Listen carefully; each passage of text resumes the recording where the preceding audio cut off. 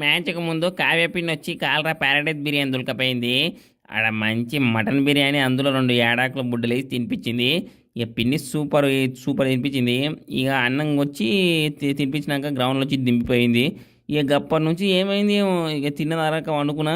ఇక సరిగ్గా match time అయింది. లేచిన డైరెక్ట్ బ్యాటింగ్ అని పోతే ఫస్ట్ బాలే డకౌట్ అయినా. గట్ల నన్ను తొండి లేపి అవుట్ చేపించారు. ఇక అయినా కానీ లేకుంటే మాత్రం ఈరోజు ఉప్పల్లో తిప్పలు అవుతుర్రు ఫ్యాన్స్కి ఇట్లా అట్లా.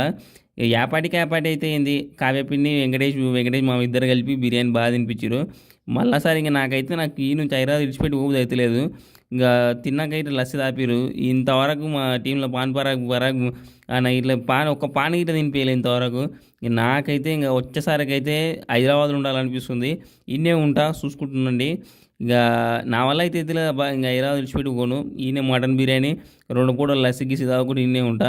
స్కూల్ లేదు గిది లేదు అన్నీ ఇన్నే.